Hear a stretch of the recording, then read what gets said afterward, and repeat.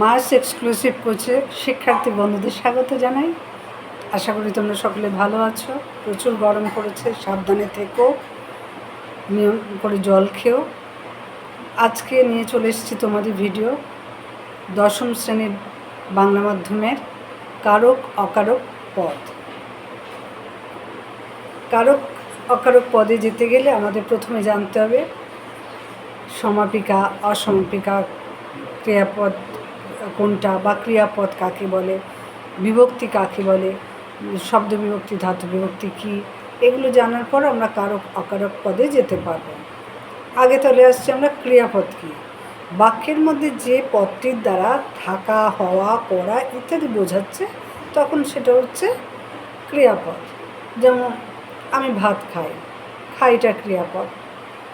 এবার সমাপিকা ক্রিয়া দিয়ে কী হয়, আমাদের বাক্যের অর্থ সম্পূর্ণ করে।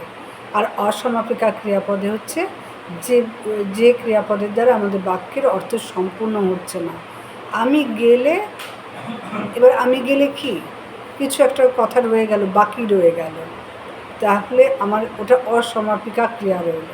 কিন্তু আমি আজ যাব, এটা হচ্ছে সমাপিকা, মানে আমার বাক্যটার সম্পূর্ণ অর্থ প্রকাশ পেল। এবার আসছি আমরা বিভক্তিতে। বিভক্তি কি? যে বর্ণ বা বর্ণগুচ্ছ শব্দের পরে যুক্ত হয়ে আমাদের যে বর্ণ বা বর্ণ সমষ্টি শব্দ বা ধাতুর পরে যুক্ত হয়ে শব্দ বা ধাতুকে পদে পরিণত করছে, তাকে বলছি বিভক্তি। যেমন রামের বাড়িতে যাব, রাম কথাটা রাম, রামের সাথে আমি এর বললাম, রামের, তাহলে এর হচ্ছে এখানে বিভক্তি, শব্দের সঙ্গে বিভক্তি যোগ হয়। এইভাবে কখনো শব্দের সঙ্গে বিভক্তি যোগ হয়, কখনো ধাতুর সঙ্গে বিভক্তি যোগ হয়। বিভক্তির চিহ্নগুলি কী কী? আমাদের শূন্য বিভক্তি থাকে, যেগুলো আমি বলি, যদি রাম ভালো ছেলে, রামের সাথে কোনো শব্দ বা শব্দগুচ্ছ বসালাম না, তাহলে রামটা হলো শূন্য বিভক্তি। কারণ শব্দটাই তো বা বাক্য পদটাই তো রাম, শব্দটাই রাম, রামের সাথে আর কিছু বসেনি, তাই ওটা হয়ে গেল শূন্য বিভক্তি। এছাড়া আছে অ, এতে, এতে অন্তস্থ কে, রে, এরে, র, এর ইত্যাদি নানা কিছু বিভক্তি রয়েছে। এতে, এতে অন্তস্থ কে, রে, এরে, র ইত্যাদি বিভক্তি রয়েছে। আমাদের বিভক্তিকে আমরা দুভাগে ভাগ করছি, একটা শব্দ বিভক্তি, একটা ধাতু বিভক্তি। শব্দ বিভক্তি কোনগুলো? শব্দের পরে যে বিভক্তি যুক্ত হয়ে শব্দটিকে নামপদে পরিণত করছে তাকে বলবো শব্দ বিভক্তি। যেমন শূন্য বিভক্তি হতে পারে বা অ, তে, কে, এ ইত্যাদি যে দিয়ে যোগ হতে পারে। বনে থাকে বাঘ, বনে, কোথায় থাকে বাঘ? বনে, বন কথাটা তার সাথে এ যোগ হলো, এটা হলো শব্দ বিভক্তি। আর ধাতু বিভক্তি, যে বিভক্তি ধাতুর ক্রিয়াপদের যেটা মূল অবিভাজ্য অংশ, সেই ধাতুর পরে যুক্ত হয়ে ধাতুকে ক্রিয়াপদে পরিণত করছে, তখন তাকে বলছি ধাতু বিভক্তি। যেমন পড়ছে, পর ধাতু যুক্ত ছে বিভক্তি, তাই পড়ছে কথাটা। এইভাবে এছাড়া শূন্য বিভক্তি কোনটা? যে বিভক্তি শব্দের পরে যুক্ত হয়ে শব্দকে পদে পরিণত করছে অথচ নিজে সম্পূর্ণ অপ্রকাশিত থাকছে, তাকে শূন্য বিভক্তি বলছে। যেমন এখানে শিল্পা নবম শ্রেণীতে পড়ে, শিল্পা ও নবম দুটো পদই শূন্য বিভক্তি, এখানে কোনো বিভক্তি মানে এদের শূন্য বিভক্তি হচ্ছে। এবারে আমরা আসছি অনুসর্গে। অনুসর্গ বা পরসর্গ বা কর্মপ্রবচনীয় যাকে বলা হয়। অনুসর্গ কথার অর্থ হলো পরে, পরে অবস্থান। যেমন বিভক্তি কী হয়, শব্দ বা ধাতুর সঙ্গে বসছে, আর অনুসর্গ পরে বসছে, শব্দ বা ধাতুর পরে বসছে। যে সমস্ত অব্যয়পদগুলি বিশেষ্য বা সর্বনাম পদের পরে স্বাধীনভাবে বসে বিভক্তির মতো কাজ করে অর্থাৎ কারক সম্পর্ক নির্ণয় করে সেই অব্যয়গুলিকে আমরা অনুসর্গ বা পরসর্গ বলি। গাছ থেকে পাতা পড়ছে, কোথা থেকে পাতা পড়ছে? গাছ থেকে, থেকে, হইতে, দ্বারা, দিয়া, এগুলো হচ্ছে অনুসর্গ। এগুলো কখনো শব্দের সাথে যুক্ত হচ্ছে না, শব্দের পরে বসছে। এবার আমরা চলে যাচ্ছি কারকে। বাক্যের অন্তর্গত ক্রিয়াপদের সঙ্গে বিশেষ্য বা সর্বনাম পদের যে সম্পর্ক তাকে আমরা কারক বলব। বাক্যের অন্তর্গত ক্রিয়াপদের সঙ্গে বিশেষ্য বা সর্বনাম পদের যে সম্পর্ক তাকে আমরা কারক বলব।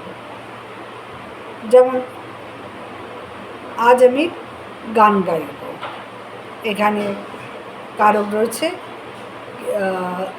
আমি কর্তৃকারক, কি গাইব? গান গাইব, গানটা হচ্ছে কর্মকারক। কারকের শ্রেণী বিভাগ কর্তৃ, কর্ম, করণ, নিমিত্ত, অপাদান এবং অধিকরণ, এই 6টি ভাগ রয়েছে আমাদের কারকের।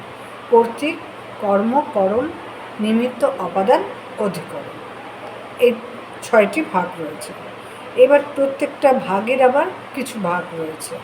আমাদের কর্তৃকারক কোনটা? কর্তা যখন নিজে কাজটা করছে সেটা হচ্ছে কর্তৃকারক। সেই কর্তৃকারকের ভাগ হচ্ছে প্রযোজক কর্তা। খুব ইম্পর্টেন্ট, পরীক্ষায় উদাহরণ দিয়ে অন্তত বলে যে এটা কী ধরনের কর্তা, বা টিক চিহ্ন দিতে হয়, 4টে অপশান দেওয়া থাকে, টিক চিহ্ন দিতে হয়। কর্তা নিজে কাজ না করে অন্যকে দিয়ে যদি কাজটা করিয়ে নেয় তখন আমরা তাকে বলবো প্রযোজক কর্তা। রাখাল গরু চড়ায়, গরুটাকে তো চড়ায় মানে কি? গরুটাকে দিয়ে কাজটা করিয়ে নিচ্ছে, কে করাচ্ছে? রাখাল। এখানে রাখাল হচ্ছে প্রযোজক কর্তা। প্রযোজ্য কর্তা কোনটা? যাকে দিয়ে প্রযোজক কর্তা কাজটি করিয়ে নেয় তাকে, সেটা হচ্ছে প্রযোজ্য কর্তা। রাখাল গরু চড়ায়, কে চড়ছেটাকে? গরু। কে চড়িয়ে নিচ্ছে? রাখাল। এখানে গরুটা হবে প্রযোজ্য কর্তা। তবে প্রযোজক কর্তা হলো আমাদের রাখাল, যে কাজটা করাচ্ছে, আর প্রযোজ্য কর্তা হচ্ছে যাকে দিয়ে কাজটা করানো হচ্ছে। গরু এখানে হচ্ছে প্রযোজ্য কর্তা। আর সবকটাই আমাদের শূন্য বিভক্তি। সমধাতুজ কর্তা, এই সমধাতুজ কর্তা, সমধাতুজ কর্ম, করণ, এরকম সমধাতুজ রয়েছে। ক্রিয়াটি যে ধাতু নিষ্পন্ন, যে ধাতু থেকে ক্রিয়াটা নিষ্পন্ন হয়েছে, কর্তাও যদি সেই একই ধাতু থেকে উৎপন্ন হয় তাকে আমরা বলবো সমধাতুজ কর্তা। ক্রিয়াটি যে ধাতু থেকে নিষ্পন্ন হয়েছে, কর্তাটিও যদি সেই একই ধাতু থেকে উৎপন্ন হয় তখন তাকে বলবো সমধাতুজ কর্তা। যেমন লেখক বই লেখেন, কে লিখছেন? লেখক। এখানে ক্রিয়া লেখেন এবং কর্তা লেখক একই ধাতু, লিখ ধাতু থেকে উৎপন্ন হয়েছে। তাহলে ক্রিয়া হচ্ছে লেখেন এবং কর্তা হচ্ছে লেখক, দুটোই লিখ রহস্যিক হয়হসন্ত লিখ ধাতু থেকে নিষ্পন্ন। তাই জন্য এটাকে বলা হয় সমধাতুজ কর্তা। সম মানে এক ধাতু থেকে নিষ্পন্ন। ব্যতিয়ার কর্তা খুব আসে। কোনো ক্রিয়ার দুই কর্তার মধ্যে যদি পারস্পরিক বিনিময় হয় তখন তাদেরকে ব্যতিয়ার কর্তা বলে। যেমন এখানে রাজায় রাজায় যুদ্ধ, রাজায় রাজার যুদ্ধ, কবিতে কবিদের যুদ্ধ ইত্যাদি। এখানে রাজায় রাজা হলে অন্তস্থ বিভক্তি হচ্ছে, কবিতে কবিতা হলে তে বিভক্তি হচ্ছে, কবির সাথে তে বসেছে, তে বিভক্তি হচ্ছে। তাহলে কোনো ক্রিয়ার দুই কর্তার মধ্যে যদি পারস্পরিক বিনিময় বোঝায়। সহযোগী কর্তা, বাক্যে দুই বা তার বেশি ততোধিক কর্তার মধ্যে যদি সহযোগিতা থাকে তাকে বলবো সহযোগী কর্তা।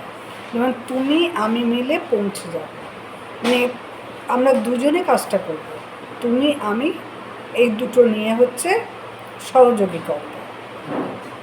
বাক্যে দুই বা ততোধিক কর্তার মধ্যে যদি সহযোগিতা থাকে। এখানে শূন্য বিভক্তি। বাক্যাংশ কর্তা, সমাপিকা ক্রিয়াবিহীন কোনো বাক্যাংশ, মানে সমাপিকা ক্রিয়া নেই এমন বাক্যের অংশ যদি ক্রিয়া সম্পাদন করে তাকে বাক্যাংশ কর্তা বলে। তোমার এই চলে যাওয়াটা ভালো দেখায় না, চলে যাওয়াটা, চলে যাওয়াটা, এটা হচ্ছে বাক্যাংশ কর্তা। উপবাক্য কর্তা মাঝে মধ্যে দেয় কোনো বাক্যের অন্তর্গত উপবাক্য কর্তা হিসেবে যদি ক্রিয়া সম্পাদন করে তবে বলবো উপবাক্যীয় কর্তা। সে আসবে না, এটা হয় না। সে আসবে না, এটা হয় না। আসবে না তো কোনো বাক্যের অন্তত উপবাক্য কর্তা হিসেবে ক্রিয়া যদি সম্পাদন হয় তাকে উপবাক্যীয় কর্তা বলে। নিরপেক্ষ কর্তা কোনটা? বাক্যের মধ্যে যদি সমাপিকা ও অসমাপিকা ক্রিয়ার আলাদা কর্তা থাকে, অসমাপিকা ক্রিয়াকর্তাকে নিরপেক্ষ কর্তা বলে। তুমি মাতৃহীন হইলে আমি তোমায় প্রতিপালন করিয়াছি। তাহলে বাক্যের মধ্যে সমাপিকা এবং অসমাপিকা ক্রিয়া আলাদা কর্তা, মানে তুমি মাতৃহীন হইলেটা হচ্ছে অসমাপিকা ক্রিয়া। এখানে তুমি, আমি তোমায় প্রতিপালন করিয়াছিলাম, এখানে করিয়াছিলামটা হচ্ছে আমাদের সমাপিকা ক্রিয়া, সেখানে হচ্ছে আমি। তাহলে দুটো কর্তা আলাদা, সমাপিকা অসমাপিকা ক্রিয়ার আলাদা আলাদা কর্তা। তাহলে অসমাপিকা ক্রিয়ার কর্তাকে বলবো নিরপেক্ষ কর্তা, মানে তুমিটা হলো এখানে নিরপেক্ষ কর্তা, অসমাপিকা ক্রিয়ার কর্তাটা। কর্ম কর্তৃবাচ্যের কর্তা, এটাও খুব ইম্পর্ট্যান্ট। কর্তার অনুপস্থিতি, কর্তা নেই, যদি কর্ম কর্তার মতো আচরণ করে, কর্মই কর্তার মতো আচরণ করবে এবং ক্রিয়াকে নিয়ন্ত্রণ করবে, তাহলে কর্ম কর্তৃবাচ্যে কর্তা। শাঁখ বাজে, কে শাঁখ বাজাচ্ছে সেটা বলছি না, শাঁখ যেন নিজেই বাজছে, শাঁখ বাজে, তাহলে শাঁখটা হচ্ছে এখানে কর্ম কর্তৃবাচ্যের কর্তা। অর্থাৎ কর্ম কি বাজে? কর্ম, আবার এখানে কর্মই কর্তা হয়ে গেছে, এটা শূন্য বিভক্তি। অনুক্ত কর্তা, এটাও খুব ইম্পর্ট্যান্ট। কর্মবাচ্য ও ভাববাচ্যে কর্তা প্রধান রূপে উক্ত হয় না, সেজন্য একে অনুক্ত কর্তা বলে। যেমন তোমার দ্বারা এই কাজ হবে না, তোমার দ্বারা। তাহলে কর্মবাচ্য ও ভাববাচ্যে কর্তা প্রধান রূপে যখন উক্ত হচ্ছে না, তখন একে অনুক্ত কর্তা বলে। তোমার দ্বারা এই কাজ হবে না, তোমার দ্বারা। উপকরণকর্তা, উপকরণকে যখন কর্তা হিসেবে ব্যবহার করা হয়, ঢেকি স্বর্গে গিয়েও ধান ভাঙে। ঢেকি মানে একটা উপকরণকে আমি কর্তা হিসেবে ব্যবহার করি। এই গেল আজ কর্তৃকারক। এরপর আসছি আমরা কর্মকারকে। যদি ক্রিয়াপদকে প্রশ্ন করা হয়, কে দিয়ে কোনো কাজকে কে দিয়ে যদি আমি প্রশ্ন করি সেটা কর্তৃকারক, কি এবং কাকে বোঝালে হচ্ছে কর্মকারক। যেমন বাবা আমাকে একটি বই কিনে দিয়েছে, কে কিনে দিয়েছে? বাবা, বাবা কর্তৃকারক। কাকে কিনে দিয়েছে? আমাকে, আমাকে এটা হয়ে গেল কর্মকারক। কি কিনে দিয়েছে? বই, বইটাও কর্ম। তাহলে এখানে দুটো কর্ম রয়েছে, কি এবং কাকে। একটা হয়ে যায় মুখ্য, একটা হয়ে যায় গৌণ, একটা বস্তুবাচক, একটা প্রাণীবাচক। এছাড়া করণকারকে হয় দ্বারা দিয়া বোঝালে, ক্রিয়াপদকে যদি প্রশ্ন করো সে উত্তর পেলে হবে করণকারক। হইতে থেকে বোঝালে হবে অপাদানকারক। নিমিত্ত জন্য, নিঃস্বার্থভাবে দান, এইসব বোঝালে হয়ে যাবে তোমার নিমিত্তকারক। আর অধিকরণ হচ্ছে যদি কোনো স্থান বোঝায়, কোনো জায়গা বোঝায়, কোথায় বা কখন, সময়টা বোঝায় বা কোনো বিষয় বোঝায়, এগুলোর ক্ষেত্রে হয় আমাদের অধিকরণ কারক। একটা হচ্ছে স্থানাধিকরণ, কালাধিকরণ, বিষয়াধিকরণ। এবার আমরা আসছি কর্মকারক।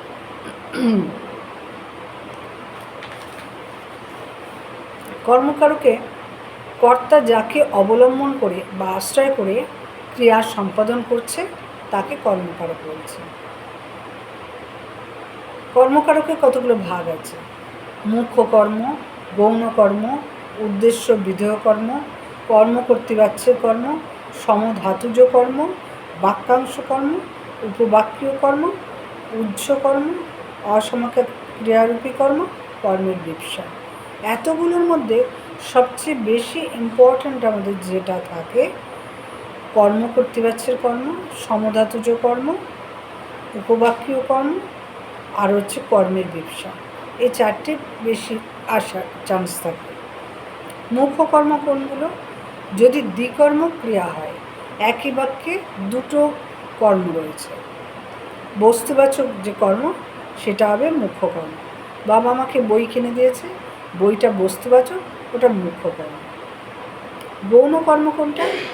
দ্বিকর্ম ক্রিয়া, মানে একই বাক্যে যদি দুটো কর্ম থাকে তার মধ্যে যেটা প্রাণীবাচক বা ব্যক্তি বোঝাবে সে কর্মটা হবে গৌণ কর্ম। কাকে দিয়ে প্রশ্ন করলে গৌণ কর্ম পেয়ে যাবে। আর মুখ্যকর্ম কী দিয়ে প্রশ্ন করলে মুখ্যকর্ম পেয়ে যাবে। উদ্দেশ্যকর্ম বিধেয় কর্ম কোনটি? কোনো ক্রিয়ার ক্ষেত্রে একটি কর্ম ছাড়াও আরেকটি পরিপূরক কর্মের প্রয়োজন হয়। স্বাভাবিক বিভক্তিযুক্ত কর্মটি উদ্দেশ্য কর্ম আর পরিপূরক বিভক্তিহীন কর্মটি বিধেয় কর্ম হয়। রবি মাস্টারমশাইকে দেবতা মনে করে।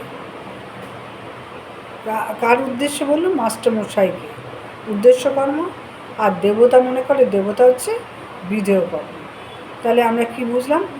কোনো ক্রিয়াক্ষেত্রে একটি কর্ম ছাড়াও আরেকটি পরিপূরক কর্মের দরকার হয়। স্বাভাবিক বিভক্তিযুক্ত কর্মটি উদ্দেশ্য কর্ম, স্বাভাবিক বিভক্তি নিয়ে যেটা সেটা উদ্দেশ্য কর্ম, আর পরিপূরক যেটা থাকে বিভক্তিহীন কর্মটি বিধেয় কর্ম। এবার আমরা আসছি কর্ম কর্তৃবাচ্যের কর্ম। তোমাদের বোঝার সুবিধা হচ্ছে কিনা জানিও, ঠিকমতো বুঝতে পারছো কিনা, না বুঝতে পারলে কমেন্ট বক্সে জানাবে, আর পারলে অতি অবশ্যই বন্ধুদের মধ্যে শেয়ার করো। কেমন লাগছে সেটুকু অন্তত জানিও। এবার আমরা আসছি কর্ম কর্তৃবাচ্যের কর্ম।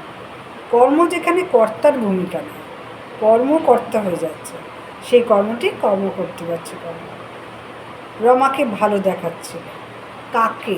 কাকে বললে আমাদের তো এমনি হয় হচ্ছে কর্মকারক, এখানে রমাকে, এখানে আলাদা করে আর কর্তা হয়নি, কর্মই কর্তা হয়েছে, তাই এটা কর্ম কর্তৃবাচ্যের কর্ম। সমধাতুজ কর্ম কোনটা? কর্ম ও ক্রিয়া যদি একই ধাতু থেকে নিষ্পন্ন হয় তবে তা সমধাতুজ কর্ম। কর্ম ও ক্রিয়া যদি একই ধাতু থেকে নিষ্পন্ন হয়, আগেরটার মতো একের পর এক হেরে যাওয়া আমি আর মেনে নেব না। এই যে একের পর এক, একের পর এক হেরে যাওয়া আমি আর মেনে নেব না, এই কথাটা হচ্ছে আমাদের, এটা বাক্যাংশ কর্ম, এটা বাক্যাংশ কর্মে। সমধাতুজ হচ্ছে কি খেলাই না খেললো, খেললো আর খেলাই খেল ধাতু থেকে এসেছে। আর বাক্যাংশ কর্মের উদাহরণটা আমি বলে ফেলেছিলাম, একের পরে এক হেরে যাওয়া আমি আর মেনে নেব না, এটা সমাপিকা ক্রিয়াবিহীন বাক্যাংশ, যদি কর্ম হিসেবে ব্যবহৃত হয় তা বাক্যাংশ কর্ম। উপবাক্য কোনটা? জটিল বাক্য, জটিল হচ্ছে যদি, তবে, যে, সে, এই ধরনের যেমন তেমন, যখন তখন ইত্যাদি শব্দগুলো যদি থাকে সেগুলো আমাদের জটিল বাক্য হয়। সেই জটিল বাক্যের অপ্রধান অংশ যেটা কর্মরূপে ব্যবহৃত হলে তা উপবাক্য কর্ম। যেমন কেন যে মন ভোলে আমার মন জানে না, কি যে বলো বুঝি না। জটিল বাক্যের অপ্রধান অংশ কর্মরূপে, এই যে কি যে বলো, এটাই হচ্ছে উপবাক্য কর্ম। এবার আসছে আমরা উহ্য কর্ম। বাক্যের কর্ম যখন উহ্য থাকছে, মানে বলা হচ্ছে না, সবাই এখন পড়ছে, কিছু তো বই পড়ছে নিশ্চয়ই, বইটা বলছি না, উহ্য থাকছে, তাহলে এটা কি পড়ছে? বই পড়ছে, উহ্য কর্ম। অসমাপিকা ক্রিয়াকর্ম। অসমাপিকা ক্রিয়া যখন কর্মের মতো আচরণ করে তখন বাচ্চাটি এখন বলতে শিখেছে, বলতে বলতে কথাটা অসমাপিকা ক্রিয়া, অথচ এটা কর্মের রূপ নিচ্ছে। কর্মের বিবসা কি? এটা খুব ইম্পর্টেন্ট আসে। একই কর্ম একাধিকবার ব্যবহৃত হলে তাকে কর্মের বিবসা বলে। একই কর্ম বারবার ব্যবহার হলে তাকে কর্মের বিবসা বলছে। যা যা বলেছি সবটা করতে হবে, যা যা যা যা করার এখন করে নাও, যা যা, এটা হচ্ছে কর্মের বিবসা। এই গেল আমাদের কর্তৃকারক এবং কর্মকারক। যেহেতু 6টা কারক আছে, আমি আজকে 3টে পড়াবো, পরের দিন আর 3টে। আমরা করণ কারকে আসছি। করণ কারক আরও সহজ, দ্বারা দিয়া বোঝালে সেগুলো করণ কারক। ক্রিয়াপদকে প্রশ্ন করলেই বোঝা যায় কিসের দ্বারা, দ্বারা দিয়া বোঝালেই হচ্ছে করণ কারক। কর্তা যার সাহায্যে ক্রিয়া সম্পাদন করছে বা ক্রিয়া নিষ্পত্তির ব্যাপারে প্রধান হচ্ছে, তখন তাকে আমরা বলছি করণ কারক। করণ কারকের মধ্যে আমাদের বেশি ইম্পর্ট্যান্ট যেগুলো আছে, উপায়াত্মককরণ, কালাত্মককরণ, সমধাতুজকরণ, লক্ষণাত্মককরণ, করণের বিবসা, এগুলো একটু বেশি ইম্পর্ট্যান্ট আমাদের। যেমন উপায়াত্মকরণ, যে উপায়ের মাধ্যমে ক্রিয়া নিষ্পন্ন হচ্ছে। যেমন মোহনবাগান শুধু বুদ্ধি দিয়ে ফুটবলটা খেললো, বুদ্ধি দিয়ে, বুদ্ধির দ্বারা। আর হেতোর্থকরণ, হেতু বা কারণ বোঝালো, ভয়ে তারা পালালো, ভয়ের দ্বারা, ভয় হেতু, ভয়ে, এ বিভক্তি। কালাত্মককরণ, কাল বা সময়, কালাত্মক মানে সময়, কাল মানে হচ্ছে আমাদের সময় বোঝালো, 24 ঘন্টা একদিন, 24 ঘন্টা। সমধাতুজকরণ, বাক্যের ক্রিয়া ও করণ যখন একই ধাতু থেকে নিষ্পন্ন হচ্ছে, এটা সব্যয়ের ক্ষেত্রে একই ব্যাপার। টেবিলটা ঝাড়ন দিয়ে ঝেড়ে দাও, ঝাড়ন আর ঝেড়ে দেওয়া দুটোই একই ধাতু থেকে নিষ্পন্ন হচ্ছে। লক্ষণাত্মককরণ কোনটা? কোনো চিহ্ন বোঝাতে, গোপ দিয়ে যাইছে না, গোফের দ্বারা। করণের বিবসা, একই শব্দ বারবার ব্যবহার হচ্ছে, হাতে হাতে কাজগুলো করে নেব, হাতে হাতে।